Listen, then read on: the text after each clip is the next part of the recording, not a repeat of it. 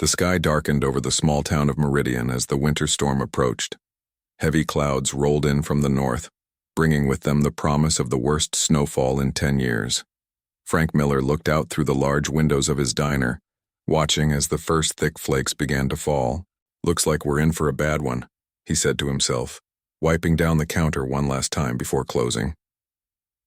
Frank's diner sat on the edge of town, right where the main highway curved into the mountains. It wasn't fancy, just a simple roadside place with good food and hot coffee. Frank had run it for nearly 15 years after buying the place when he left the army. At 52, his dark skin was weathered from years of hard work, and a neat salt and pepper beard framed his face. People in town respected Frank. He was quiet but fair, and his food was the best for miles around. The radio crackled with a weather alert. Severe storm warning for Meridian County. Expected snowfall of 18 to 24 inches overnight. Winds gusting to 50 miles per hour. All residents advised to stay indoors. Highway 16 will be closed until further notice. Frank sighed. He had planned to head home early, but something told him to wait a little longer. His small apartment above the diner would be comfortable enough during the storm, but he worried about anyone caught on the road tonight. As he turned the sign, on the door to closed, he heard the distant rumble of motorcycles. Frank squinted through the falling snow and could just make out headlights approaching on the highway. Who would be crazy enough to ride in this weather? He wondered aloud. The rumble grew louder, and soon Frank counted 10 motorcycles pulling into his parking lot. The riders were all wearing heavy leather and looking battered by the wind and cold. Even through the growing snowfall, Frank could see they were in trouble. One bike sputtered and died before reaching the lot. Another rider was slumped forward, barely holding on. Without hesitation, Frank pushed open the door and stepped into the biting cold. "Get inside," he shouted over the wind. "You can't stay out in this." The lead rider, a tall man with a thick beard, nodded gratefully. "Our thanks," he said, his voice rough from the cold. "Jimmy's not doing too good. He fell on some ice a few miles back." Frank looked at the man he pointed to. Jimmy was young, maybe early 20s, and clearly suffering from the cold. His lips had a bluish tint that worried Frank immediately. "Bring him in first," Frank ordered. Together they helped Jimmy inside. The young man could barely walk, and Frank recognized the signs of hypothermia. The other bikers followed, stomping snow from their boots and bringing the smell of cold leather and exhaust into the warm diner. "Set him down here," Frank said, clearing a booth. "I'll get some blankets." Frank hurried to the storage room and returned with his emergency supplies. Living in mountain country had taught him to be prepared. He wrapped Jimmy in blankets while another rider rubbed the young man's hands. "I'm Frank Miller," he said, looking around at the group. "Name's Steve," said the bearded leader. "We're the Iron Wolves. Got caught in this storm on our way back from a rally in Carson City. GPS went dead and we took a wrong turn.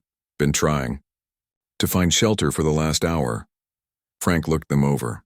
The Iron Wolves wore leather vests with their club patch, a stylized wolf's head with red eyes. Some people in town might have been nervous about 10 bikers showing up, but Frank had learned long ago not to judge by appearances. "Coffee's still hot," Frank said, moving behind the counter. "And I've got some stew I can heat up. You all look like you could use it." The bikers exchanged surprised glances. "You're staying open for us?" Steve asked. Frank shrugged. "Wasn't planning to, but I'm not sending anyone back into that storm." While Frank heated the large pot of beef stew, the bikers gathered around Jimmy. The young man was starting to look better as he warmed up, but he still shivered under the blankets. "He'll be okay," Frank said, placing a mug of hot coffee in Jimmy's hands. "But none of you are going anywhere tonight. Storm's only getting worse." As if to confirm his words, the wind howled against the windows, and the lights flickered. "Great," muttered one of the bikers, a woman with short gray hair. "Power's gonna go next." "Generator will kick in," Frank assured her. "Got enough fuel to last a couple days if needed." Frank served up bowls of steaming stew and more coffee. The bikers ate gratefully, some of them looking like they hadn't had a proper meal in days. "You didn't have to do this," Steve said quietly to Frank as the others ate. "Most places would have turned us away." Frank looked at him steadily. My diner's open to anyone who needs help. Don't matter what you ride or how you look. As the night wore on, the storm intensified. The power did indeed go out around midnight, but as Frank had promised, the generator hummed to life. The wind screamed around the building, driving snow into drifts that soon covered the motorcycles in the parking lot. Frank made up sleeping spaces using booth benches and the small break room. It wasn't comfortable, but it was warm and safe. Before turning in, he checked on Jimmy one more time. The young rider was sleeping soundly now, his color back to normal. You saved his life, Steve said, watching from the doorway. Doctor in. The club says he wouldn't have made it another hour out there. Frank nodded. Anyone would have done the same. Steve shook his head. No, they wouldn't. We tried 3 other places before finding your diner. Nobody would let us in. Frank frowned but said nothing. He'd seen enough of the world to know Steve was probably right. Morning came with blinding white light as sunlight reflected off the fresh snow. The storm had passed, leaving behind nearly 2 feet of snow and a perfectly clear blue sky. Frank was already up, making breakfast when the bikers began to stir. Roads won't be cleared for hours, he told them, flipping pancakes on the large griddle. Might as well eat before you try to dig out those bikes. After breakfast, the Iron Wolves worked together to uncover their motorcycles. The highway department had sent plows through early, making the main road passable. Before leaving, Steve approached Frank holding out a wad of cash for the food and shelter. Frank started to refuse, but Steve insisted. We pay our debts. Frank nodded and accepted the money. You're welcome here anytime. Steve looked at him thoughtfully. You might regret saying that. The bikers roared away, leaving tracks in the fresh snow. Frank watched them go, then set about cleaning up the diner. He had a feeling he would see them again someday. He had no idea how soon that would be, or what their return would mean for his little roadside diner. A week passed since the snowstorm. Frank had almost forgotten about the bikers as he fell back into his daily routine. The diner was busy with its regular customers, truck drivers, local workers, and families stopping for a good meal at fare. Prices. It was Sunday morning, usually the busiest time of the week. Frank had arrived early to prep for the after-church crowd. His cook, Linda, worked the grill while Frank handled the counter and tables. The bell over the door rang constantly as hungry customers came in looking for his famous Sunday breakfast special. Around 11:30, when the rush was starting to slow, Frank heard it, the distant rumble of motorcycles. At first it was just a low sound that could have been thunder, but it grew steadily louder until the windows of the diner began to vibrate slightly. What in the world? Linda asked, spatula in hand, looking up from the grill. Frank stepped to the window. What he saw made him freeze. Motorcycles. Not just 10 like before, but dozens. They filled the highway as far as he could see, moving in a tight formation toward the diner. The regular customers noticed too. Some looked worried, especially the families with children. Others simply stared in amazement at the approaching procession. It's okay, Frank assured everyone, though he wasn't entirely sure himself. Just some folks coming for lunch. The lead motorcycle pulled into the parking lot, and Frank immediately recognized Steve, the bearded leader of the Iron Wolves. Behind him came bike after bike, filling not just Frank's parking lot, but spilling over into the empty field next door. There had to be at least 100 of them. Steve parked and removed his helmet. He spotted Frank watching through the window and gave a respectful nod. Then he turned and seemed to be giving instructions to the other riders. Should I call Sheriff Watson? Linda whispered to Frank. Frank shook his head. Not yet. Let's see what they want. The bell over the door rang and Steve walked in. He was alone this time, his heavy boots thudding on the linoleum floor as he approached Frank. Morning, Steve said simply. Morning, Frank replied. Looks like you brought some friends. Steve's serious expression broke into a grin. We told some people about what you did for us. Word spread. Frank looked out at the sea of motorcycles. That's a lot of word spreading. Iron Wolves, Road Kings, Blue Devils, Desert Riders, they're all here, Steve explained. Clubs from 5 states. Some rode all night to get here. But why? Frank asked, genuinely confused. Steve looked at him like the answer should be obvious. For you, Frank. What you did for us. Not everyone would open their doors to bikers in the middle of the night. Most people see the leather and the patches and decide we're trouble. Frank nodded slowly. He understood that well enough. He'd faced similar judgments all his life. So what happens now? Frank asked. Now, Steve said. We eat. Got a lot of hungry riders out there. And then, if you'll let us, we'd like to do something for you. Frank looked around his diner. It was a decent size, but there was no way he could fit 100 bikers inside. We came prepared, Steve added, seeing Frank's concern. Got portable tables and chairs in some of the support trucks. We can set up outside if that works better. Frank thought about it for a moment, then nodded. Linda, he called to his cook. We're going to need a lot more food. Linda's eyes widened, but she gave a determined nod. I'll call my boys to bring extra supplies from the store. Within an hour, Frank's diner was transformed. The parking lot became an outdoor eating area with folding tables and chairs. Bikers from different clubs worked together to set everything up. Some even brought portable grills to help cook the extra food Linda's sons had delivered from the grocery store they managed. Frank moved between the indoor and outdoor seating, making sure everyone was taken care of. He noticed something interesting. Many of the regular customers who had looked worried earlier were now sitting with bikers, talking and laughing like old friends. Jimmy, the young rider who had suffered from hypothermia during the storm, found Frank serving coffee at one of the outdoor tables. Mr. Miller, he said, extending his hand.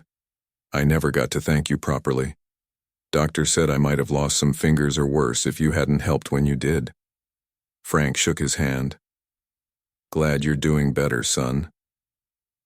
We all wanted to show our appreciation, Jimmy continued.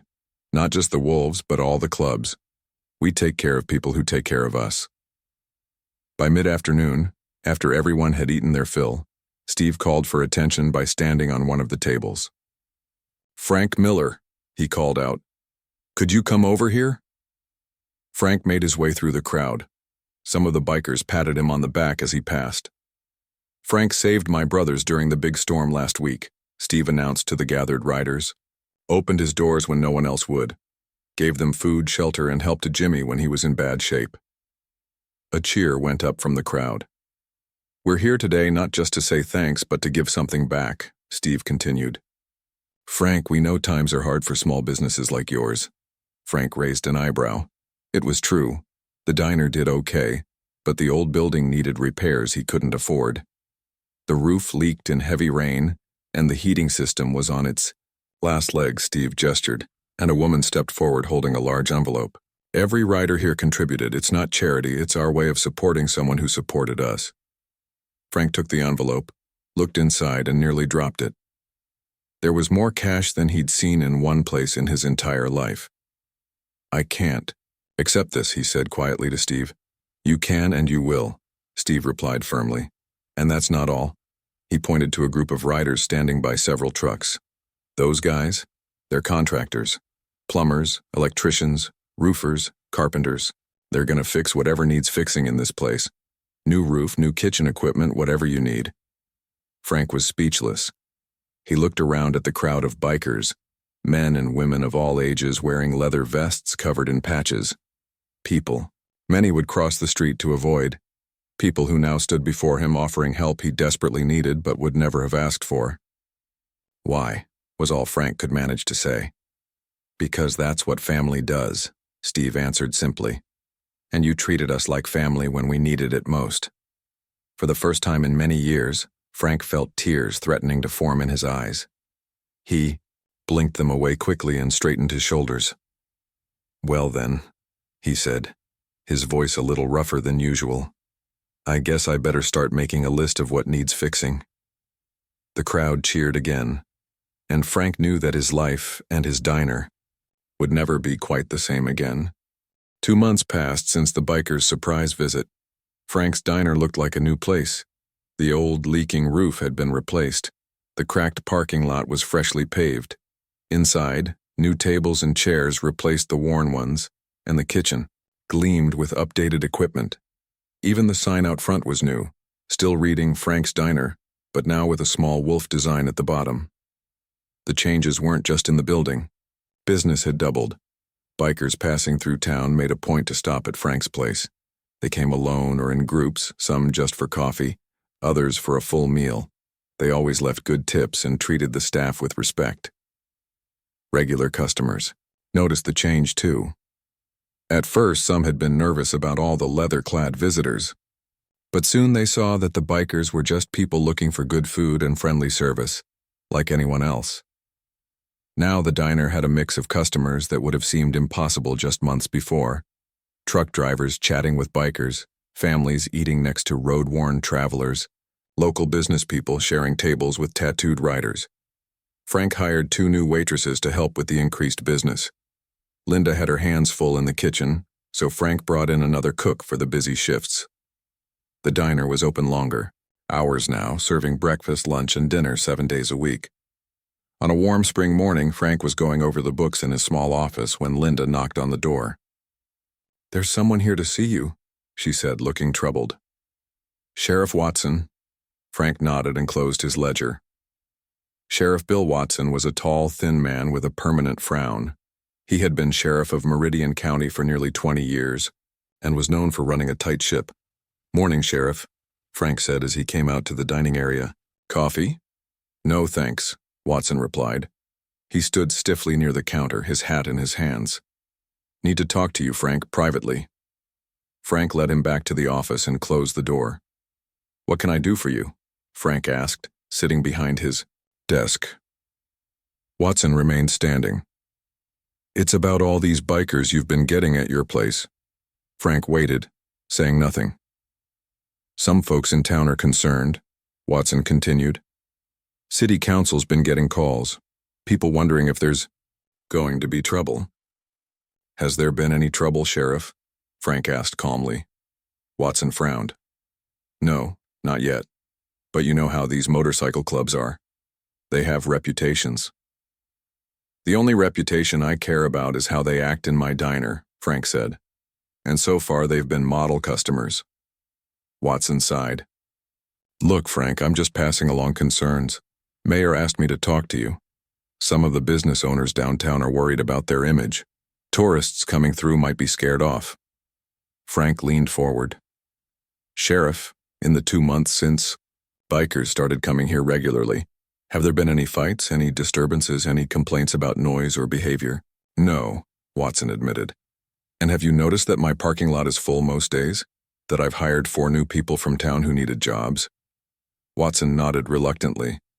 "Then I don't see the problem," Frank concluded.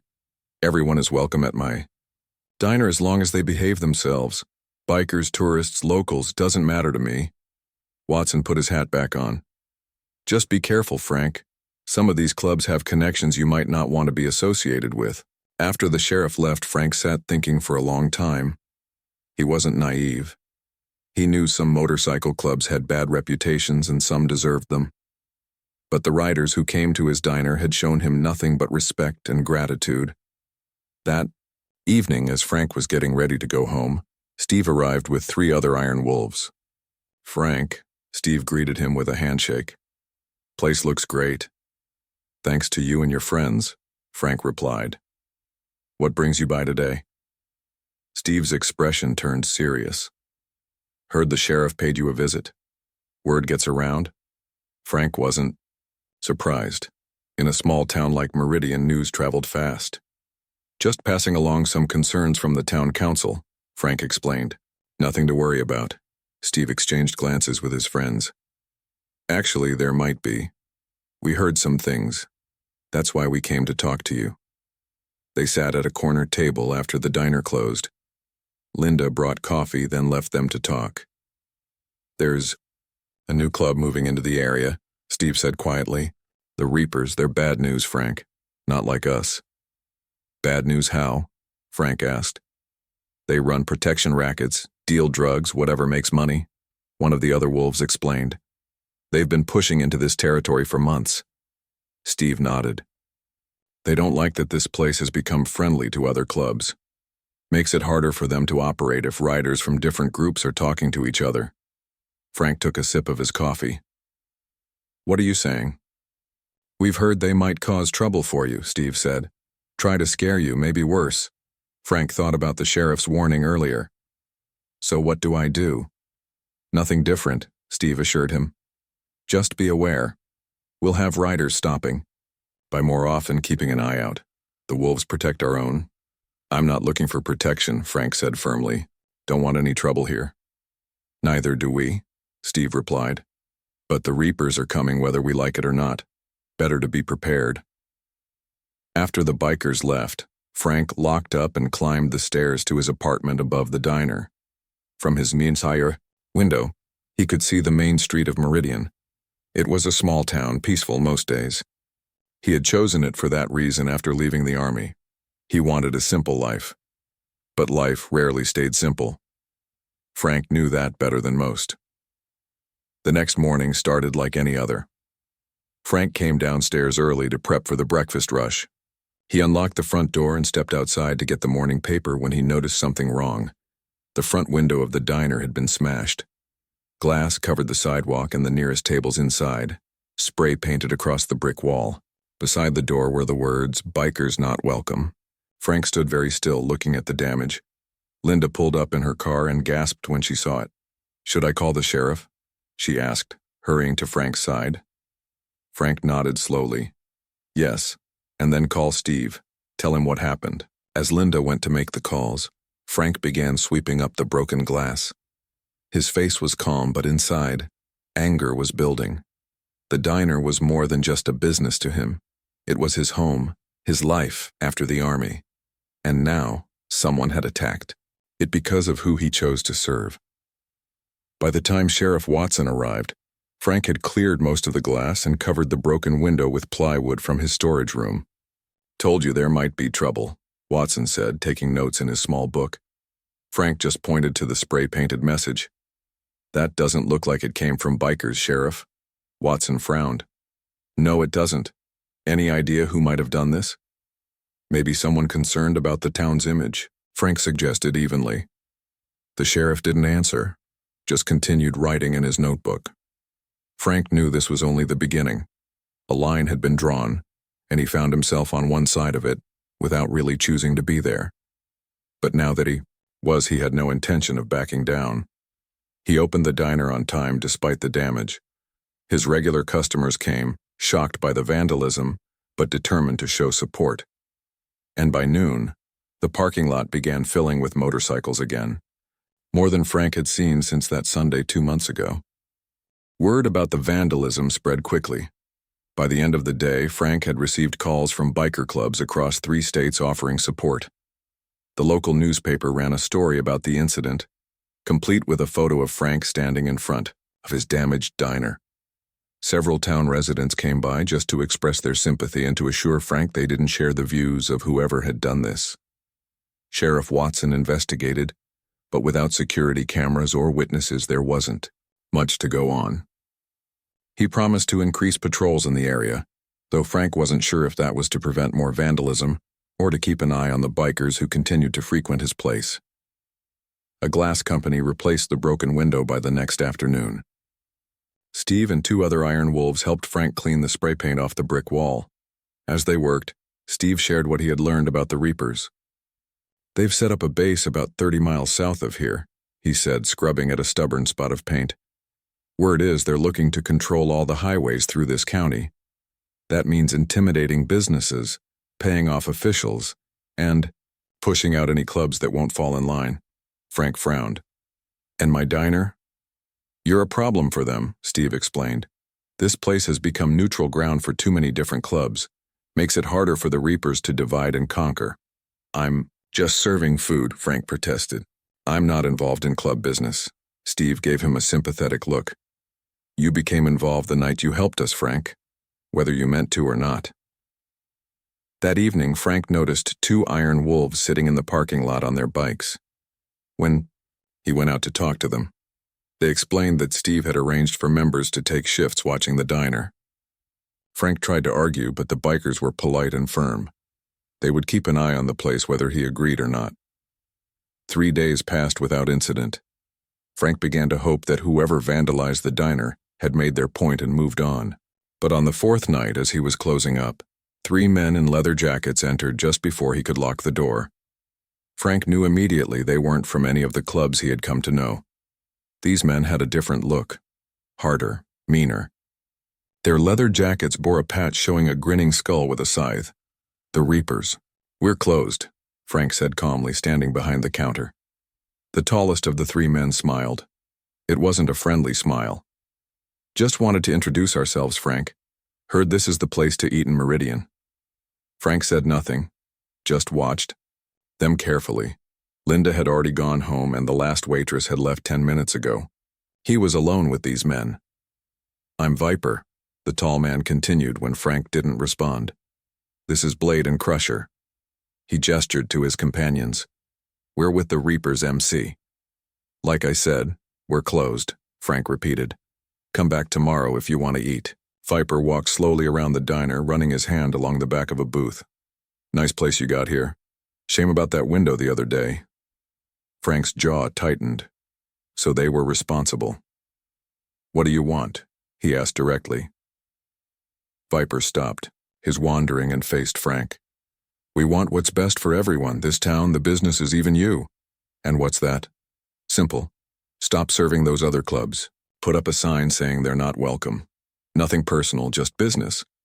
Frank crossed his arms. "And if I don't?" Viper shrugged. "Things happen. Windows break. Fires start. People get hurt." He looked around again. "Would be a shame to see. This place burned to the ground." Before Frank could respond, the door opened again. 2 iron wolves walked in, the ones who had been watching the parking lot.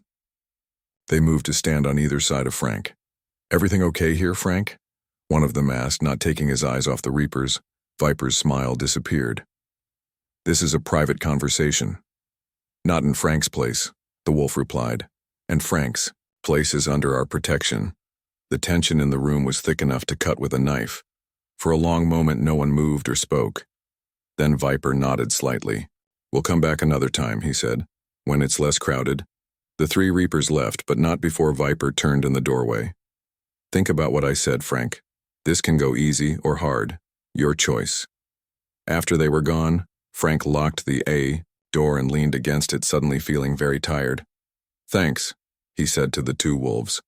"I'm not sure what would have happened if you hadn't come in." "Nothing good," one of them answered grimly. "I better call Steve." Within an hour, Frank's parking lot filled with motorcycles again. The Iron Wolves had called for backup and riders had come from all over the county. Steve arrived with a grim expression. "This is escalating faster than I thought," he told Frank as they sat in a booth inside the locked diner. "The Reapers aren't wasting any time." "What do they really want?" Frank asked. "This can't just be about who eats at my diner." Steve sighed. "Control. The highways through here connect 3 states. Whoever controls these roads controls drug trafficking, gun running, everything. The Reapers want it all." "And you don't?" Frank asked carefully. Steve looked him in the eye. "The Iron Wolves don't run drugs or guns, Frank. Most clubs around here don't. We're not saints, but we're not criminals either." Frank believed him. In all the time he'd known Steve and the other Iron Wolves, he'd never seen evidence of illegal activity. "So what now?" Frank asked. "I can't have bikers guarding my place forever, and I'm not giving in to threats." Steve thought for a moment. "We need to get all the clubs together. Make a united stand. The Reapers are counting on picking us off one by one." "And my diner?" "For now, we keep watching it. But we need a longer-term solution." Steve hesitated, then added, "Would you be willing to host a meeting? All the club presidents from the area, here at the diner." Frank raised his eyebrows in surprise. "A meeting of motorcycle club presidents? At my diner?" Steve nodded. "Neutral ground. You've earned the respect of every club that's come through here. They'll listen if you call the meeting." "Me, I'm not part of any club. I'm just a diner owner." "You're more than that, Frank. You're the one person all these different groups trust. That makes you important." Frank looked around his diner, at The new tables, the fresh paint, the replaced window. This place was everything to him. It represented his second chance after the army, his place in the community. He wasn't going to let anyone take it away or tell him who he could serve. "Okay," he said finally. "Set up the meeting. But tell them all. No weapons, no trouble. This is still my place and I have rules." Steve smiled for the first time that evening. "That's why they respect you, Frank. You treat everyone the same." Later that night, after everyone had gone, Frank sat alone in his darkened diner. He knew he had just stepped into something much bigger than he had intended. What had started with helping 10 stranded bikers had somehow led to him hosting a summit of motorcycle club presidents. Frank wasn't naive. There would be consequences. The Reapers had made their intentions clear. But Frank Miller had faced danger before, during his army days. He hadn't backed down then, and he wouldn't back down now. Sunday evening came, and Frank closed the diner early. He had spent the day preparing for the meeting, making sure there was plenty of coffee and food. Now he stood by the window, watching as motorcycles began to arrive. They came in small groups, 2 or 3 bikes at a time. Each group had distinctive patches and colors. The Iron Wolves were the first to arrive, with Steve leading them. The Blue Devils came next, their navy jackets standing out. Then the Road Kings, the Desert Riders, and 4 other clubs Frank didn't recognize. By 7 o'clock, the parking lot was full of motorcycles neatly lined up in rows. Inside, the diner buzzed with low conversation as the club presidents and their top officers took seats at tables Frank had arranged in a large circle. Sheriff Watson had driven by twice already, slowing down to look at the gathering. Frank knew he would probably be back with questions later, but for now he had more immediate concerns. Steve stood up once everyone had settled. "Thanks for coming, everyone, and thanks to Frank for hosting us." He nodded toward Frank, who stood behind the counter. "We all know why we're here. The Reapers are moving in, and they're not playing nice." A man with a gray beard and Road King's patch spoke up. "They approached 3 of my businesses last week. Wanted protection money. When I refused, they trashed one of my shops."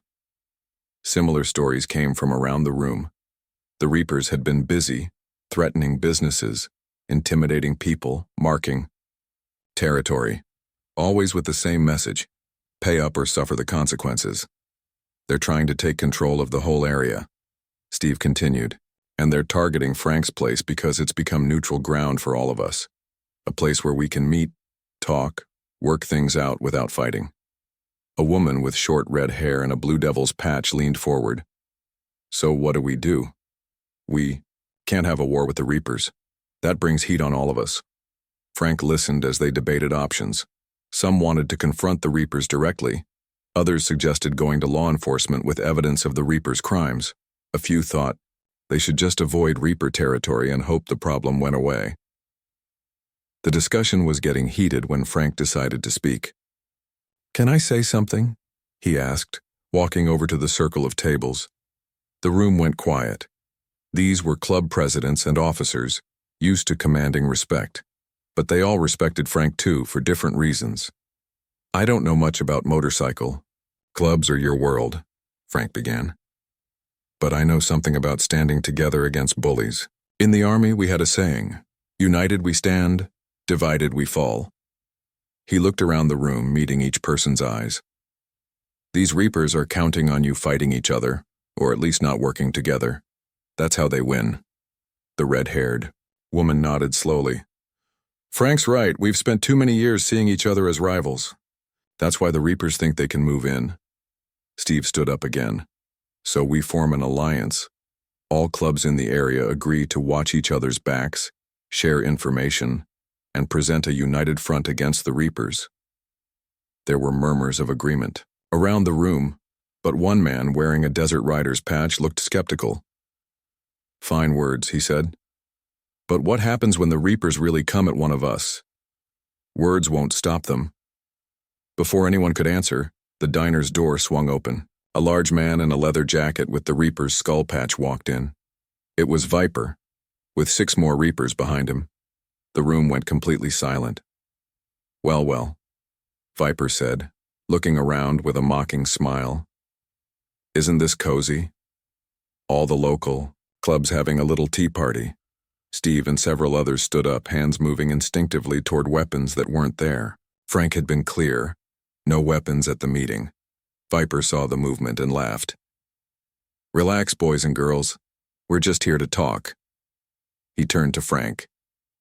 Hope you don't mind us crashing your party, Frank, since it seems to be about us anyway. Frank stepped forward.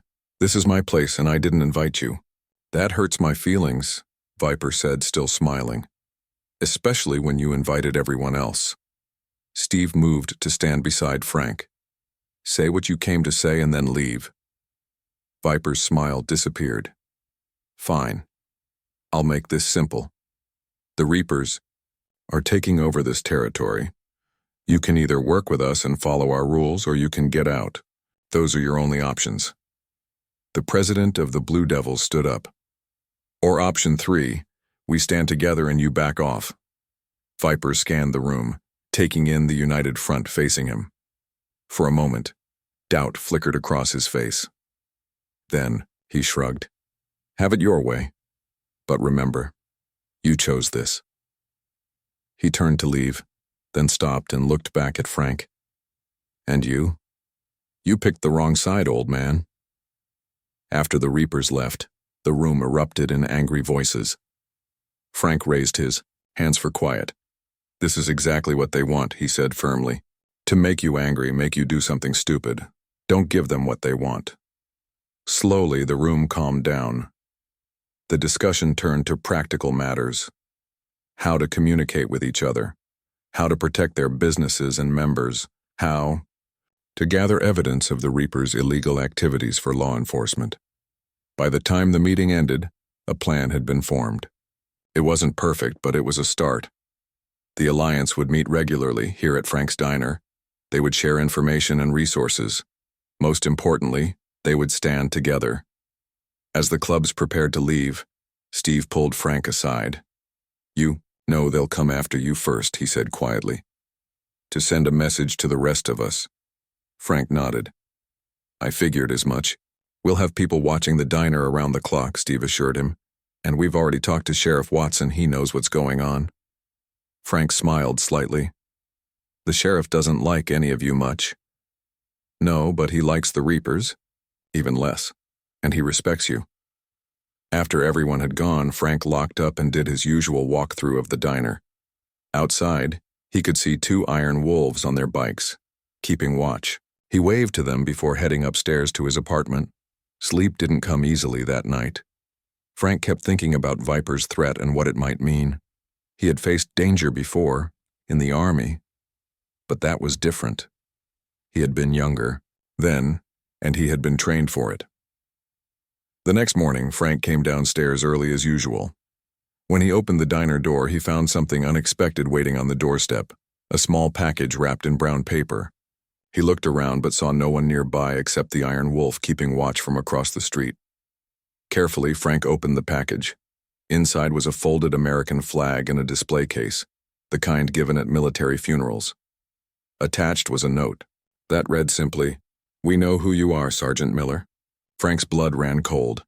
His military service had ended years ago and he rarely spoke about it. How did the Reapers know? And why send this particular threat? Before he could think further, he heard motorcycles approaching. Dozens of them.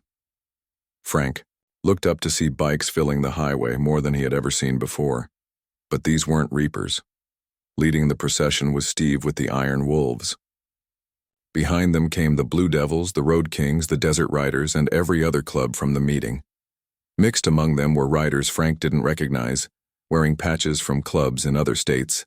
As the line of motorcycles stretched out of sight down the highway, Frank understood the message they were sending, not just to the Reapers, but to him as well. He was not alone. The riders began pulling into the parking lot, filling it, and then spilling over onto the empty field next. Just like that Sunday months ago. Steve dismounted first and walked up to Frank, who still stood in the doorway holding the flag display case. "What's that?" Steve asked, noticing the case. Frank showed him the note. Steve's face darkened with anger, but he put a reassuring hand on Frank's shoulder. "They're trying to scare you," he said, but look around, they should be the ones who are scared." Frank looked at the sea of motorcycles and riders, people who had once been strangers to him, who he might have avoided if they passed on the street, people who now stood with him because he had once opened his door on a snowy night. "Let's get some coffee going," Frank said, tucking the note into his pocket. "Looks like we're going to have a busy day."